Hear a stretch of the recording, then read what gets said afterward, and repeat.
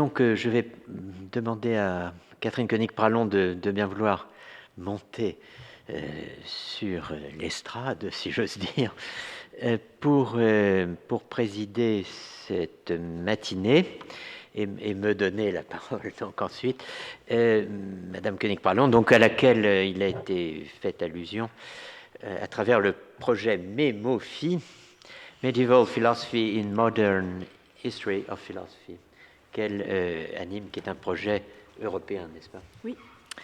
Voilà, donc je la remercie d'avoir bien voulu présider ce matin, et je vais me connecter, comme on dit maintenant, s'il n'est pas trop tard pour moi. Bon, pour gagner du temps, je vais commencer à présenter la matinée. Tout d'abord, je prends la relève de Antonella Romano, qui devait présenter cette matinée, qui est organisatrice du colloque et qui doit malheureusement nous quitter. Donc, vous m'excuserez de si mal remplacer la personne qui devait normalement présider cette matinée. La première conférence de ce matin sera donnée par notre hôte, Alain de Libera, donc qu'il serait inconvenant de présenter ici. Et puis nous aurons une petite pause et une série de 3 communications sans pause.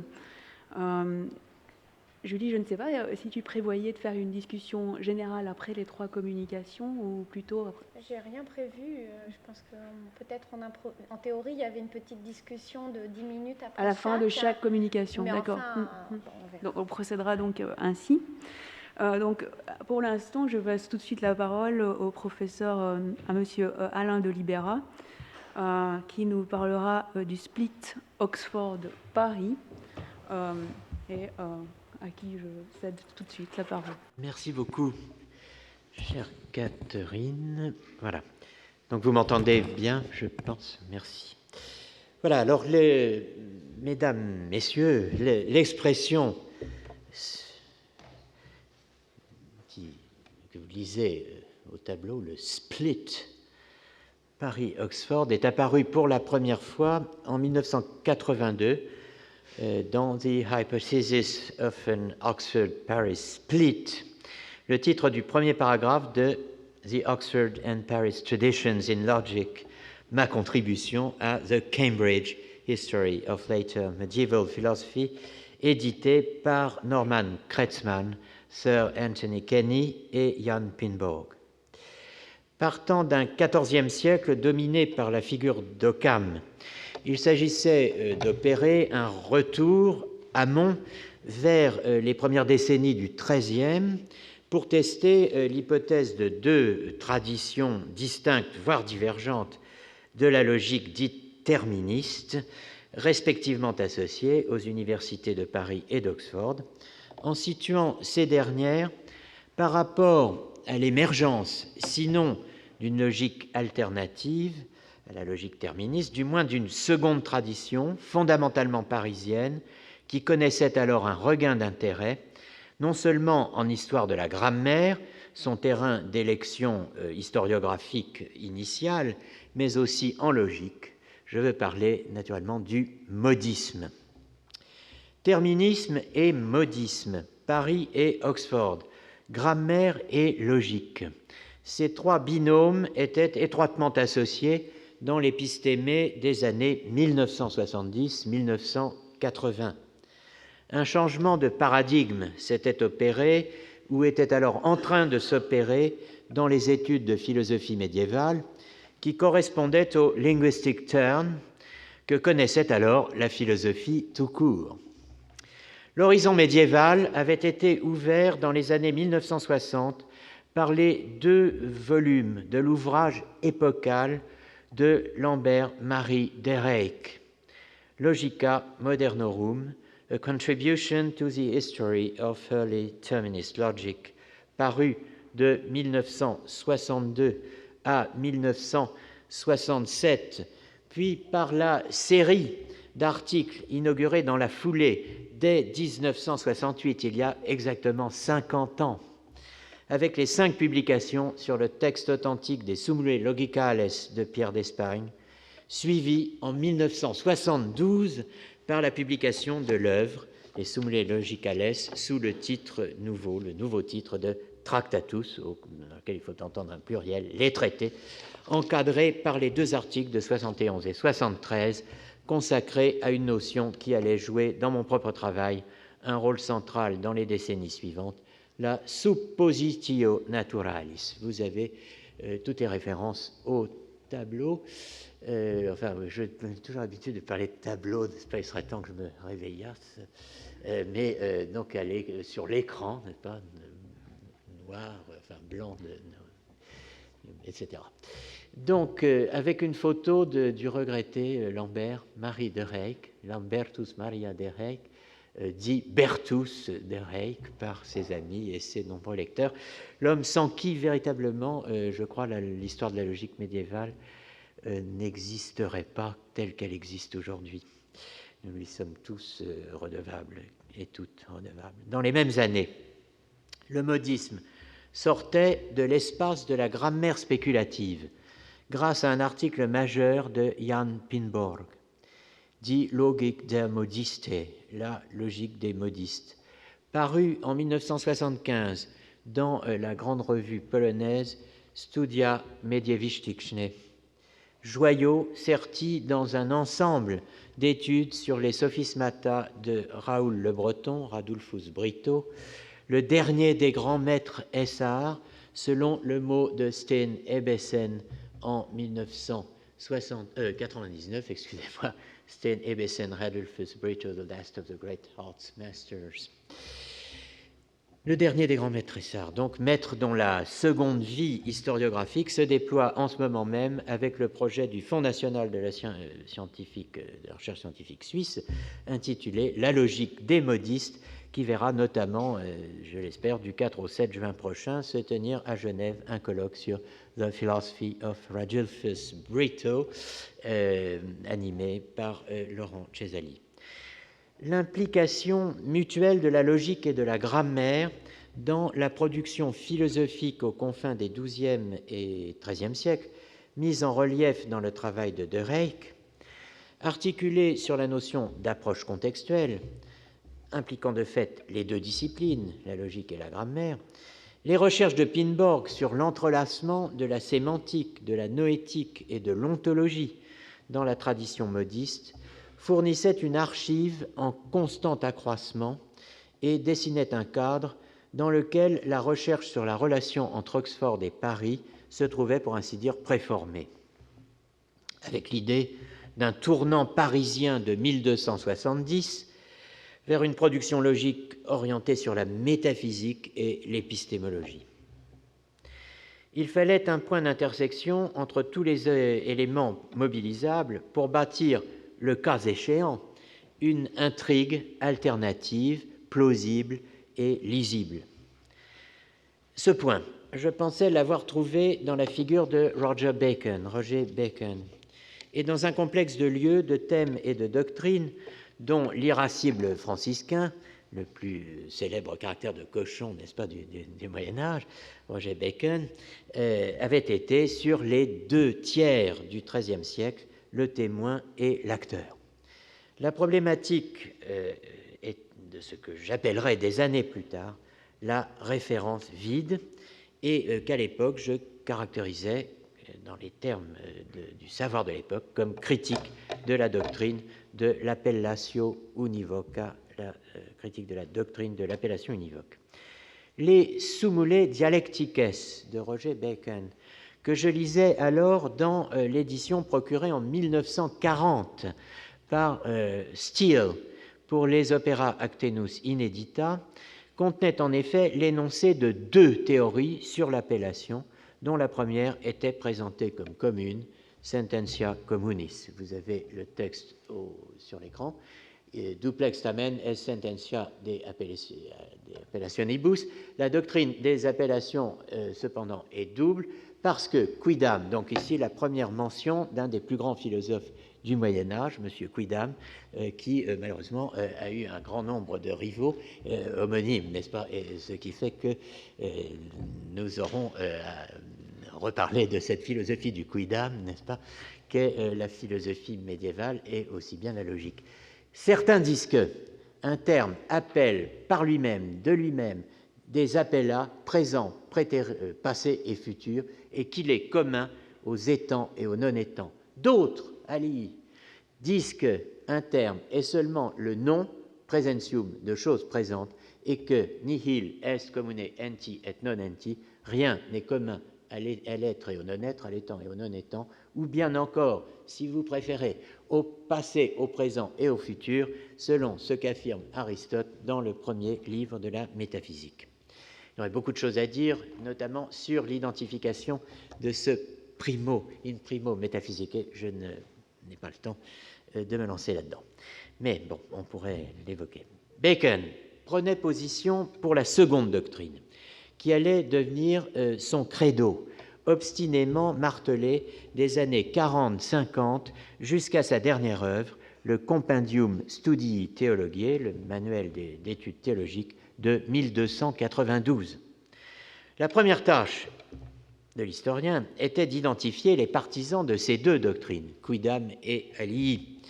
Dans une communication présentée en 1979 au 4e symposium européen de logique et de sémantique médiévale, tenu à Leyde et à Nimègue, auquel participaient tous les spécialistes, c'est-à-dire tous les Néerlandais, les Danois et les Italiens, j'avais présenté mes premières hypothèses publiées en 1981 dans les Actes.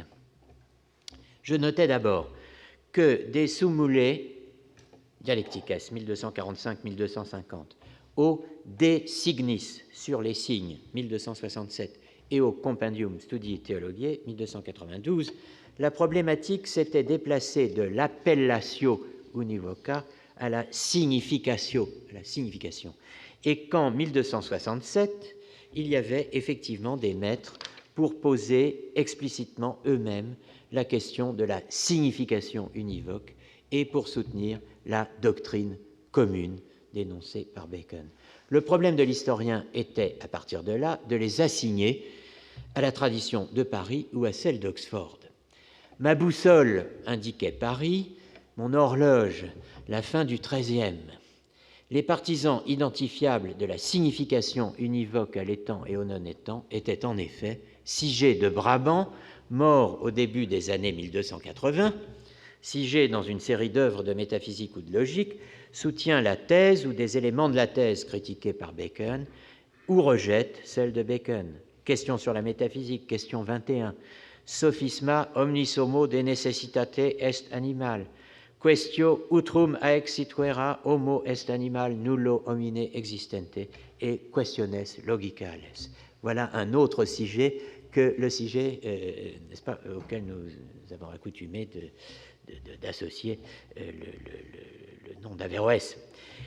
Autre partisan identifiable de la thèse de la signification univoque dénoncée par Bacon, Pierre d'Auvergne, mort en 1304, qui, dans ses questions sur les seconds analytiques, question 24, mentionne une thèse très proche de celle de Bacon et la discute. C'était un premier résultat, mais ce qu'il fallait, c'était trouver des témoins de la duplex sententia dans la première moitié du XIIIe siècle, des témoins contemporains des sous-moulés. L'entreprise s'annonçait délicate.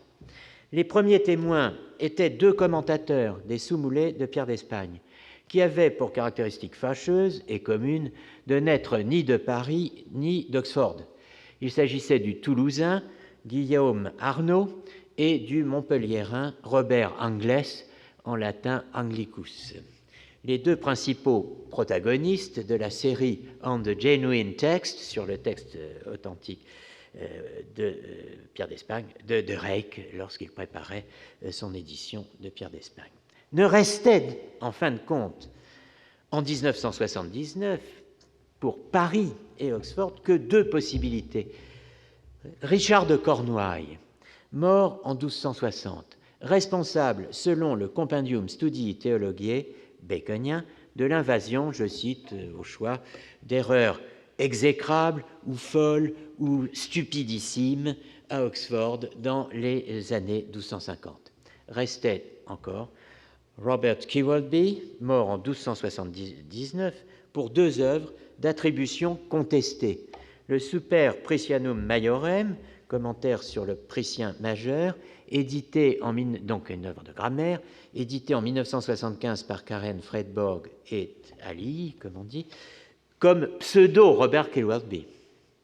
Et un sophisma, le sophisma Omnis Homo de Necessitate Est Animal, conservé à la bibliothèque d'Erfurt sous le code 328, inédit à l'époque.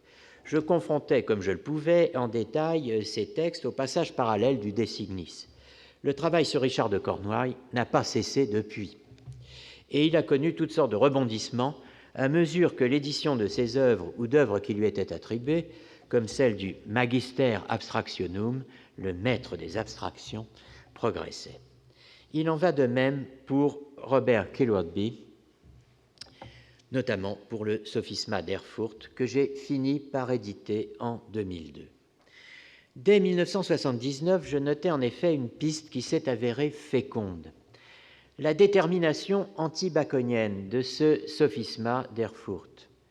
Omnis homo de necessitate est animal. La proposition tout homme de nécessité est un animal est vraie, nullo homine existente, même s'il n'existe aucun homme, car in naturali materia, en matière naturelle, l'existence en acte des extrêmes n'est pas requise pour que la proposition soit vraie. Eh bien, cette détermination avait, disais-je à l'époque, un triple intérêt. Premièrement, elle allait à l'encontre des thèses de Bacon, pour qui, dès les Sumulae, la simple proposition « l'homme est un animal » n'est une proposition vraie qu'homine existente, que s'il existe un homme. Deuxièmement, elle semblait renvoyer, cette détermination, à la condamnation de la thèse, selon laquelle « veritas cum necessitate tantum est cum constantia subjecti ».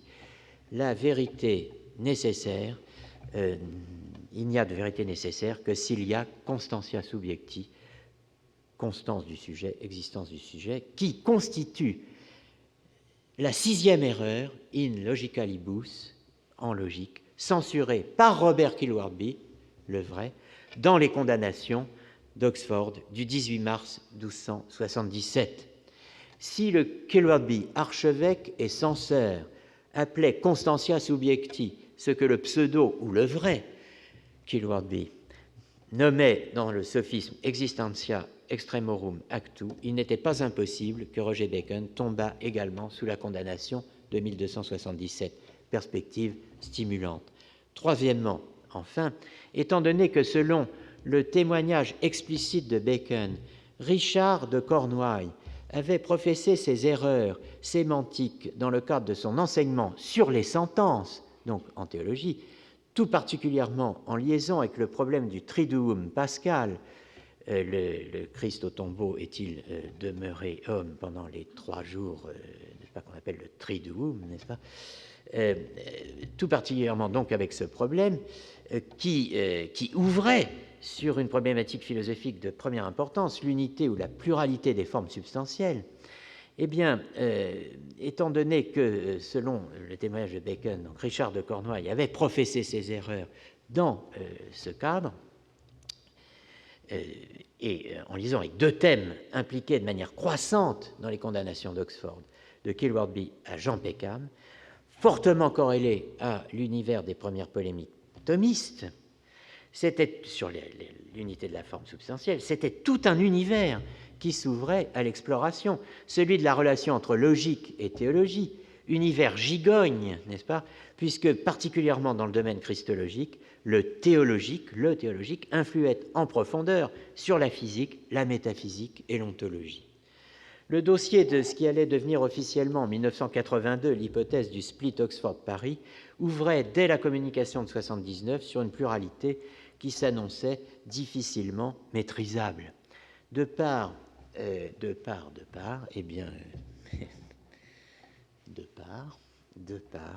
l'intrication des... Oui, j'ai toujours des petits problèmes techniques, comme connaissent mes auditeurs. Alors, je vais essayer de les régler.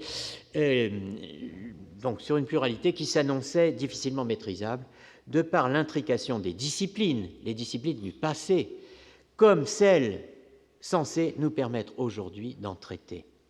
Dès 1979, le split s'insérait en tout cas dans l'histoire des condamnations universitaires, l'histoire intellectuelle, délaissant le seul terrain de la logique pour celui que certains appellent les hérésies académiques. Durant les quelques 40 années suivantes, ce n'est pas sur la seule voie tracée par le texte de 1979, relayé par celui de la Cambridge History of Later Medieval Philosophy, que s'est développée la recherche sur l'hypothèse, la recherche ouverte par l'hypothèse, excusez-moi, du split, mais sur une nouvelle orientation donnée à la recherche sur la sententia de appellationibus, la sentence de la doctrine des appellations.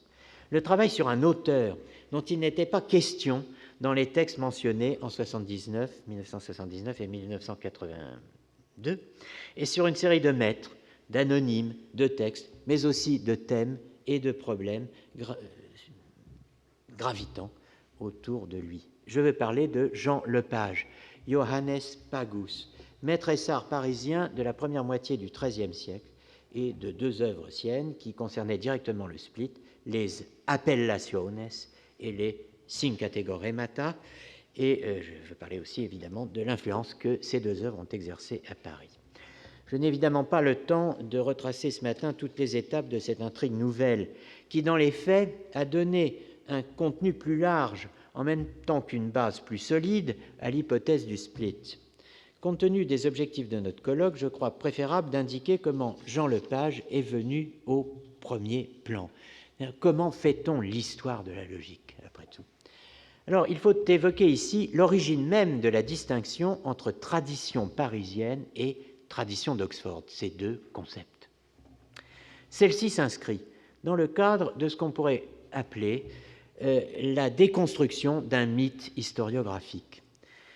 Le mythe imposé par Martin Grabmann, faisant de trois logiciens, Pierre d'Espagne, Guillaume de Sherwood et Lambert d'Auxerre, les trois grands logiciens auteurs de sommes de logique, ayant enseigné à Paris au début du XIIIe siècle, et, à ce double titre, les trois références fondatrices incontournables de toute histoire de la logique au XIIIe siècle. Eh bien, cette déconstruction a abouti, comme ça peut-être certaines et certains d'entre vous, au résultat qu'on peut qualifier de déflationniste, n'est-ce pas, qui consistait à dire qu'aucun des trois logiciens fondateurs de la grande tradition de la logique à Paris n'avait enseigné à Paris et qu'aucun des trois n'avait pu être en contact à un moment quelconque avec les deux autres, n'est-ce pas? Donc, c'était la destruction la plus radicale qu'on puisse imaginer. Pour arriver à ce résultat, eh bien, il a fallu un certain nombre de travaux. Les premiers coups ont été portés en 1972 par Lambert de Reyck dans son introduction au Tractatus, en dissociant d'abord Pierre d'Espagne de Guillaume de Sherwood, puis Pierre d'Espagne de Lambert d'Auxerre. C'est dans ce cadre que, pour identifier les sources des trois héros de Grabmann, s'appuyant sur les manuels de logique, c'est-à-dire sur le corpus scolaire, la base de l'enseignement, de Reyck a distingué une tradition parisienne représentée par deux anonymes, les Introductiones Antiquae, il leur a donné ce nom, Introduction antique, et les Summulae Antiquorum, les petites sommes des anciens, à laquelle on pouvait rattacher pour le contenu Pierre d'Espagne, et une tradition oxonienne représentée par trois logiques, trois manuels, la Logica ut dicit, appelée ainsi en fonction des premiers mots de son incipit, les Introductiones Parisienses, appelées parisiennes parce que le manuscrit s'en trouvait à Paris, alors que le texte relevait de la tradition d'Oxford, et enfin la Logica cum sit nostra, toujours l'incipit, cum sit nostra intentio, etc., à laquelle il rattachait Guillaume de Sherwood. Donc voilà, pour étayer son classement. De Reyck étudiait essentiellement la formulation des définitions fondamentales et la composition et l'organisation des contenus des différents textes à présent sur la table. 13 thèmes au total pour Pierre d'Espagne et Guillaume de Sherwood, sur la base desquels il exfiltrait Sherwood de la tradition parisienne. Et la même méthode était appliquée ensuite à Lambert d'Auxerre et Pierre d'Espagne, de Reik, renversant la thèse de Konstantin Michalski dans les courants philosophiques à Oxford et à Paris pendant le XIVe siècle, l'ouvrage célèbre de 1921 qui faisait de Lambert d'Auxerre la source des Tractatus de Père d'Espagne. Mais de Reik voulait aller plus loin et il notait que l'une des sources alléguées de Pierre, le fameux commentaire questionné de Londres édité sous le titre de Sumule Antiquorum, Somme des Anciens, contenait au pied d'un folio, au bas de la première colonne, folio 67, verso A, la mention de 3 mots, secundum duas dispositiones, selon 2 dispositions, ajoutées par une main tardive. Cet insert correspondait au premier mot de l'incipit d'une œuvre de Jean Lepage, Johannes Pagus, les appellationes qui s'ouvrent sur cette phrase secundum duas dispositiones terminorum ines duplex actus. Cela suffit à de Reik pour y voir un indice sur l'origine des Sumule Antiquorum, la source ou une des sources supposées des Tractatus 1, 5 et 7 de Pierre d'Espagne, même si la phrase ne figurait pas non plus que l'œuvre en question dans le manuscrit de Londres. L'intrigue s'enclenchait d'autant plus facilement que Jean Lepage était une figure bien connue, même si ses œuvres étaient à l'époque inédites. C'était un illustre inconnu, d'une certaine façon. Il était un des protagonistes de la bataille des 7 arts de Henri d'Andely, où il figurait dans ce vaste poème parmi les lieutenants de Pierron de Courtenay menant l'ost de Dame Logique, les autres étant Poinlane de Gamache et un certain Nicole contre l'ost de grammaire et l'ost de rhétorique notamment. Il faisait partie des protagonistes réels de la grande grève universitaire de 1229-1231. À l'époque, on ne plaisantait pas avec les grèves, n'est-ce pas? On ne se contentait pas d'une grève perlée de 3 mois, on faisait une grève de 3 ans, n'est-ce pas? Et il faisait donc partie des protagonistes réels de cette grève avec Geoffroy de Poitiers et Guillaume d'Auxerre, comme en témoigne une lettre du pape Grégoire les recommandant à l'attention de Louis IX, futur Saint-Louis, en date du 6 mai 1231. De Reik risquait ensuite, sans aucun autre fondement, l'hypothèse d'un autre maître possible de Pierre d'Espagne. Il s'agissait d'Hervéus Brito, mentionné par Jean de Garland dans son Morale Scholarium et dénommé Sophista, dans une glose marginale du manuscrit. Assez étonnamment, de Reik, qui a tant fait pour promouvoir une histoire fondée sur l'étude des traditions textuelles, plutôt que sur les influences entre auteurs, s'appuyait ici sur les réputations. John Lepage must have enjoyed a great repute as a logician by that time. Pour Hervéus, l'éloge emphatique de Jean de Garland attirait le même commentaire. As John of Garland wrote his work in 1241, Hervéus must already have had a great repute as a logician in the scholarly world then. Lors d'un séjour à Cornell University en 1967, Norman Kretzmann, qui m'avait généreusement accueilli sur la recommandation de mon ami Frédéric Neff, me confia la tâche d'éditer les appellationes de Jean Lepage et les œuvres d'Hervéus Brito. Les appellationes sont parus en 85, les 5 Categoremata sont partiellement édités, ont été partiellement édités en 1979 par Henk Brakhuis dans sa thèse néerlandaise qui donne l'intégralité des 5 Categoremata de Nicolas de Paris, en qui de Reik ne voyait pas le Nicole de la bataille des 7 arts. Pierron de Courtenay et Poinlane de Gamache sont restés des maîtres sans œuvre, à ma connaissance, de même que Gauthier de Versailles, évoqué aussi par de Reik dans une note. Je ne puis rassembler ici les résultats des recherches que j'ai menées, ni a fortiori l'ensemble des travaux des autres chercheurs en 40 ans sur la base du programme de Reik. L'édition des Appellationes de Jean Lepage en 84, précédée en 82 par celle du traité sur l'appellation de la Summa Lamberti, m'a permis de montrer que si Pierre d'Espagne n'était pas la source de Lambert, ni Lambert celle de Pierre d'Espagne, Jean Lepage était la source de Lambert, et qu'il était bel et bien la figure majeure d'une véritable tradition parisienne et la source première d'une doctrine parisienne des appellationes dont la formulation baconienne ne couvrait qu'un des aspects. Doctrine qui permettait d'asseoir sur une véritable base textuelle une tradition parisienne terministe, dont certains éléments se retrouveraient jusqu'à la fin du XIIIe siècle dans les textes parisiens contemporains des traditions prémodistes et modistes, voire relevant de ces traditions dont les recherches menées entre les années 80 et 2010 ont donné une image de plus en plus complexe et fouillée.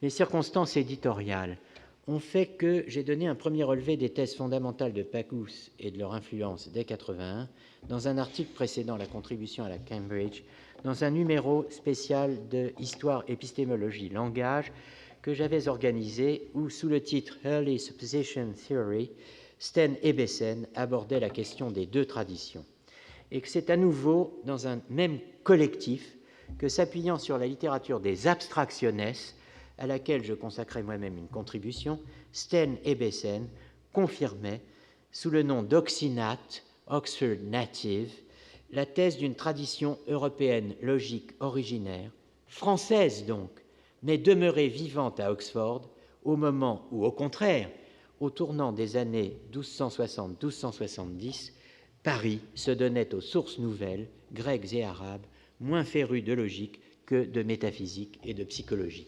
Vous avez à l'écran un extrait de ce texte de Steen. Oxinat était le parfait contrepoint de l'hypothèse du split. Sur une même base, duel ou dual, Paris-Oxford, toutes deux mettaient en œuvre un schème de migration. Toutes deux n'étaient au fond que deux récits d'une même histoire, l'une prenant issue de Jean Lepage et d'Hervéus Brito, l'autre du Magister Abstractionum, le maître des abstractions.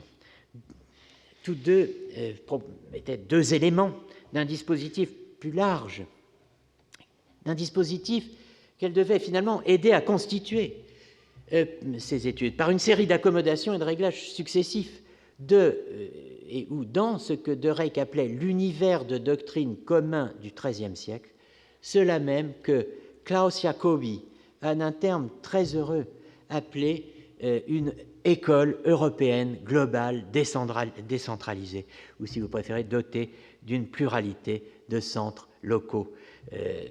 Eine zunehmend gesamteuropäische Schule mit verschiedenen lokalen Zentren, où l'on retrouve une première idée, je pense, d'une Europe de la logique. Ceci est dans sa grande monographie de 80 sur les concepts de modaux dans les écrits logiques de Guillaume de Sherwood.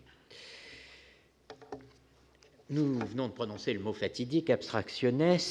Il faudrait que je consacre un certain nombre de minutes aux abstractionnes d'Hervéus Sophista, Hervé le sophiste, l'auteur sur lequel m'avait, si j'ose dire, branché Norman Kretzmann.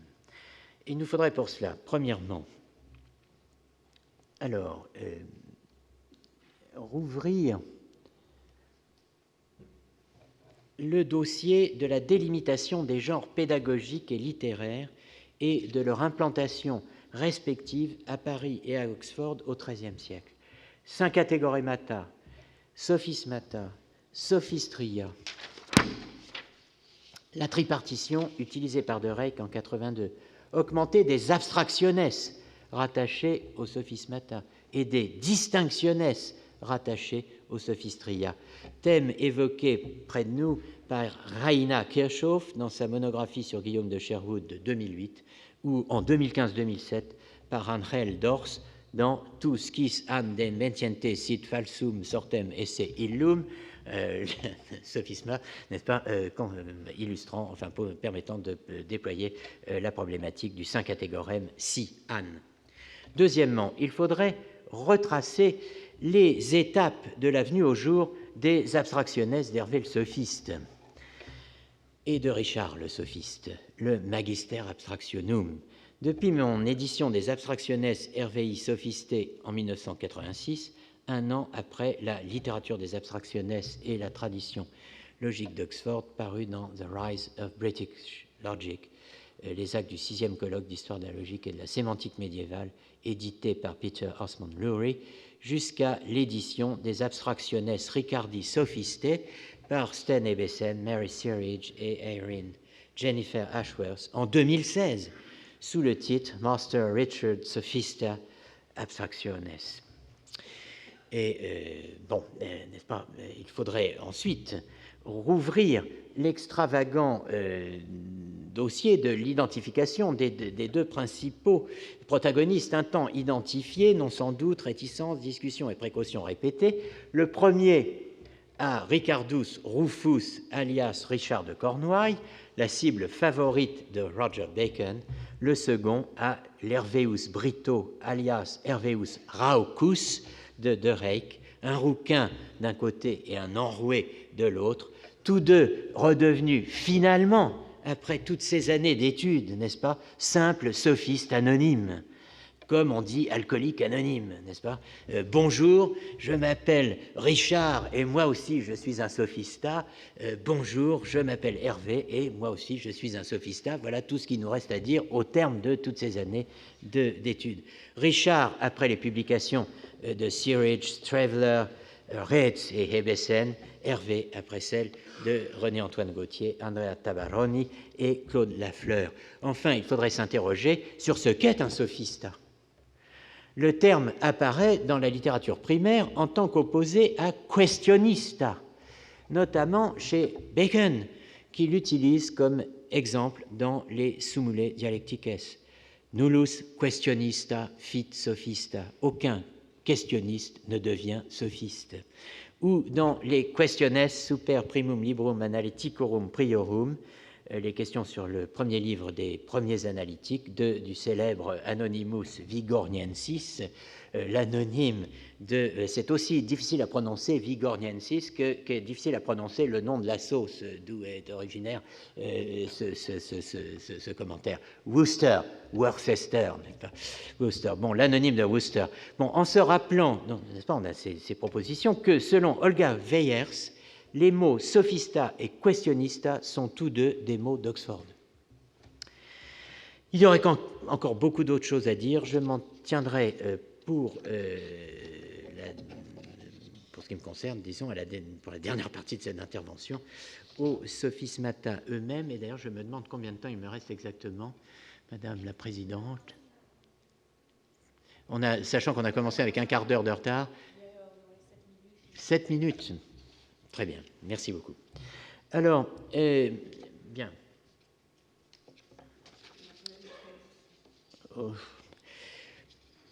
Les sophismata.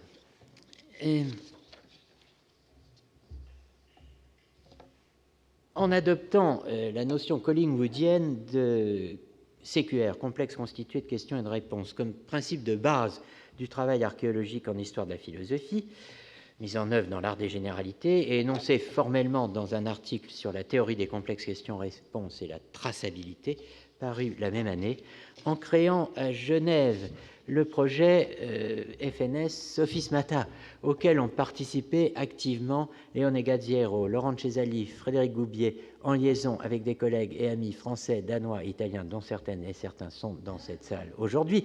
J'ai publié 3 sophismata, Omnis homo de necessitate est animal, et pu favoriser la mise au point définitive, puis la publication chez Vrin, dans la collection Sic et Non, de l'admirable outil qu'est le catalogue of 13th Century Sophismata, établi par Steen Hebesen, l'œuvre d'une vie, avec la collaboration de Frédéric Goubier, comprenant un ensemble de près de 3000 entrées, incluant, outre les 400 distinctions et règles relevées avec indication de source, les sophismata eux-mêmes et les problèmes de logique assumés dans cette surabondante littérature avec ses formes dérivées.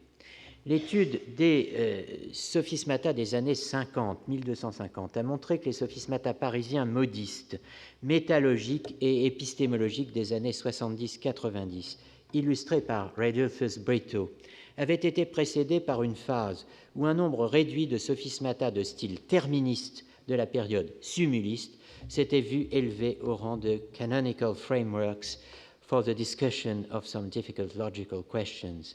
C'est le cas des sophismata omnis homo de necessitate est animal ou omnis phoenix est, tout phoenix existe, auquel est consacrée une contribution d'Andrea Tabarroni, axée sur le manuscrit munique CLM 14522, répertorié comme Anonymous Tabarroneus dans le catalogue d'Ebesen, mes propres sophismata étant répertoriés respectivement comme Anonymous Liberanus et Anonymous Alani, et c'est une grande satisfaction de penser qu'au terme d'une vie de travail, on aura pu donner un nom d'anonyme à un anonyme, n'est-ce pas?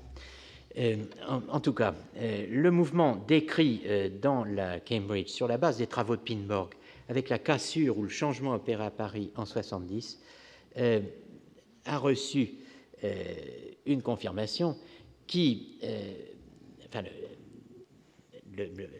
disons que le travail dans lequel je contestait le verdict, le diagnostic de Pinborg sur la cassure de 70, a reçu une confirmation par ses travaux récents, en mettant au premier plan, disons, une phase de transition longtemps méconnue, séparant la production des années 30-40 de celle des années 70-90. Et plus intéressant encore, la permanence d'un style terministe à Paris au-delà de 70. Ce point a été reconnu dès 1990 par Stephen Reed, ce pourquoi je me suis permis de le citer ici. Alors,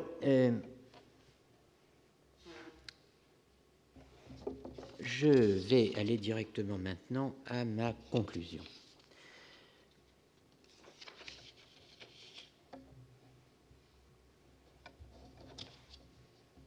Je saute l'Anonymous Liberanus et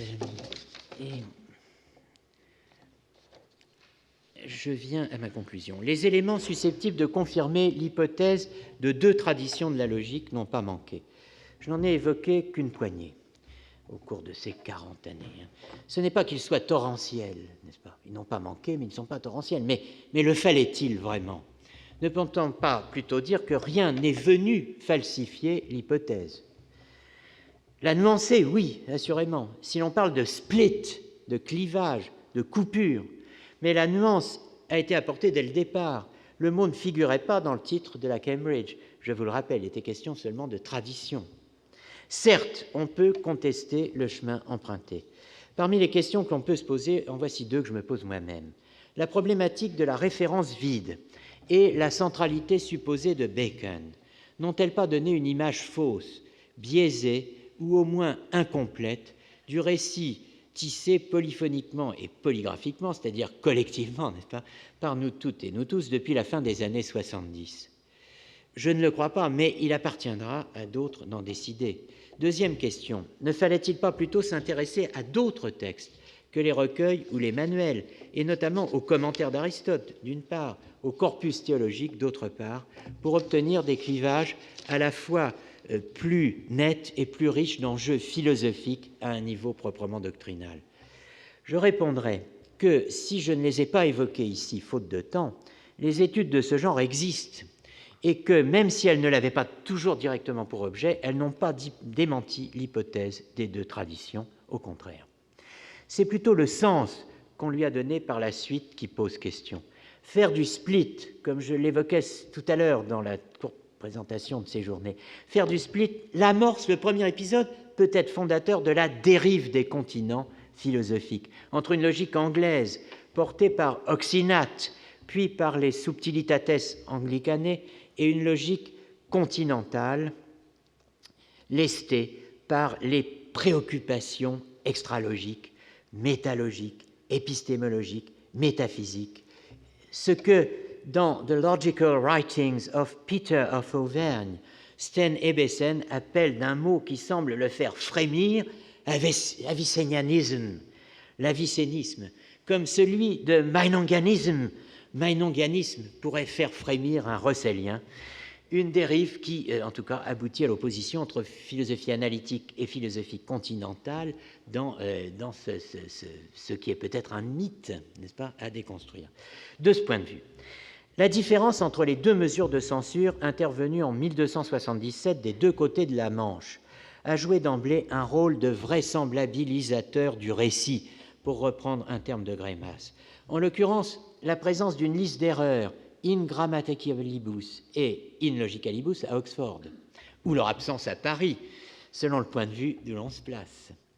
La mort prématurée de Peter Osman Lurie en 1987, le grand spécialiste des condamnations d'Oxford, en 277, in logicalibus et in grammaticalibus, a considérablement pesé sur la collecte et l'exploitation des matériaux rassemblés sur les condamnations d'Oxford. Il faut s'interroger vraiment sur ce que l'on voulait faire et a fait partiellement de l'existence de 2 séries de condamnations à quelques jours de distance à Paris et à Oxford, et de l'absence de censure en grammaire et en logique à Paris.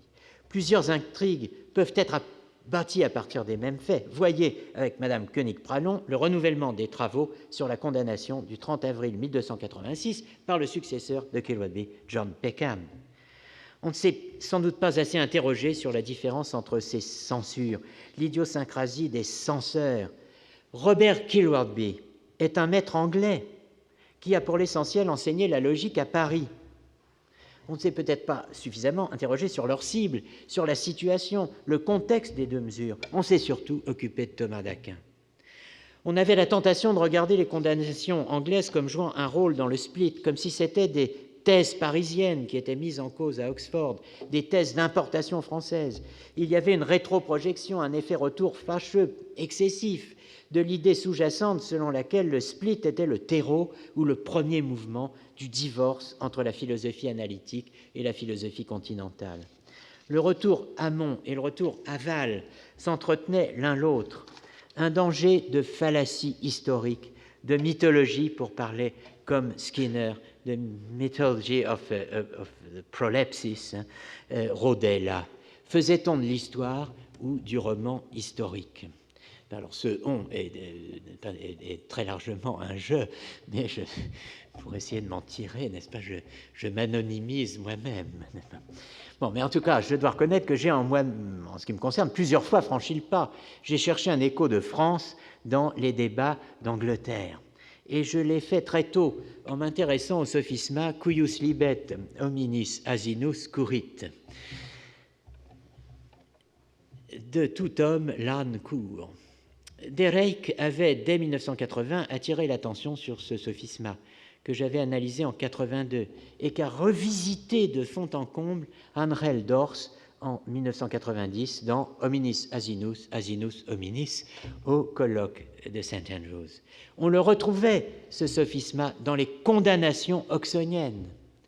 On pouvait connecter l'erreur visée à Oxford à des sophismata parisiens, les fameux sophismata Parisius determinata a majoribus magistris tam gallicis quam anglicis, sophismata déterminés à Paris par les plus grands maîtres, tant gaulois, n'est-ce pas, français qu'anglais, du manuscrit Vatican latin 7678, où l'on a une formulation de la thèse de la simple transposition condamnée à Oxford en 1277. Mais des sophismata déterminés à Paris ne sont pas nécessairement transmetteurs de thèses parisiennes. Ce peuvent être des thèses anglaises présentées à Paris par des Anglais. Comme le souligne Nathalie Gorochoff, un tiers des maîtres ayant enseigné à Paris entre 1200 et 1231 sont des Anglais. 24 maîtres essarts sur une soixantaine recensés parmi une probable centaine. Dernier point. Le tableau des 2 traditions est devenu plus compliqué de par les progrès réalisés dans l'étude des œuvres et de la pensée logique et philosophique de Robert Kilwardby.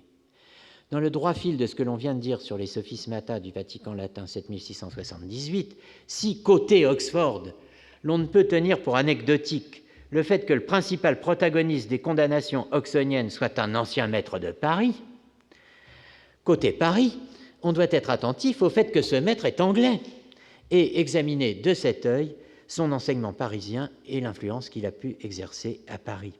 Ce thème a été particulièrement creusé avec l'étude de la dette albertinienne d'Albert le Grand à l'égard de Kilwardby, un thème lancé par Sten Ebbesen dans son Albert the Great, alors avec un point d'interrogation, n'est-ce pas, Albert the Great, Companion to the Organon. Le dossier a été repris depuis par le groupe réuni par Julie Brimbert et la publication de Ad Notitiam Ignoti, l'organon dans la Translatio Studiorum à l'époque d'Albert le Grand. Enfin, il y a entre Paris et Oxford une guerre asymétrique. Il y a une nation anglaise à Paris qui deviendra anglo-allemande pour les raisons que l'on sait. Il n'y a pas de nation française à Oxford, ni à proprement parler de nation comparable aux 4 célébrées dans la littérature médiévale, la picarde, la normande, la française, l'anglaise, devenue anglo-allemande. La peregrinatio academica ne se fait pas dans le sens Paris, Oxford, Paris, mais plutôt, me semble-t-il, dans le sens Oxford, Paris, Oxford. Cela fait une grande différence qu'il appartient aux historiens de confirmer et d'évaluer si le fait est établi et analysé dans tous ses aspects. Circulation des personnes, circulation des œuvres manuscrites, des copies faites à Paris ou à Oxford. Et je ne parle pas ici de l'Italie, qu'il faudrait intégrer au grand récit européen du split Oxford-Paris, avec au fil du temps d'autres trajets vers d'autres lieux et partant d'autres allers-retours éventuels pour se placer au véritable niveau d'une Europe de la logique. Le colloque English Logic in Italy, acte du 5e symposium européen d'histoire de la logique et de la sémantique médiévale tenu à Rome en novembre 1980, publié lui aussi en 82 par le regretté Alfonso Mayeru, a donné l'exemple et ses fruits ont été nombreux. Le split Paris-Oxford cachait peut-être un autre sujet, le secret du récit, que le temps aura fait progressivement émerger comme le motif dans le tapis, The Figure in the Carpet de Henry James, qui pourrait être la logique anglaise en France, English Logic in France, un autre chapitre de l'histoire mondiale de la France. Ce chapitre reste à écrire, comme son improbable, mais après tout possible, réciproque, French Logic in England. Et pourquoi pas French Logic in Italy? Il y aurait encore beaucoup à dire pour aller au bout de ce que je présentais comme mes révisions, rétractationes. Mais le temps presse, il travaille contre nous en général et ici même en particulier. Je terminerai donc par une image extraite d'une fresque du XIVe siècle qui exprime l'état d'esprit dans lequel je me trouve au terme de ce retour à Val, aux sources d'une intrigue tramée il y a 40 ans. Sa légende, l'Anonymous Liberanus déchirant une copie de l'Anonymous Alani, a longtemps intrigué les spécialistes. La voilà maintenant, je l'espère, transparente. Merci beaucoup.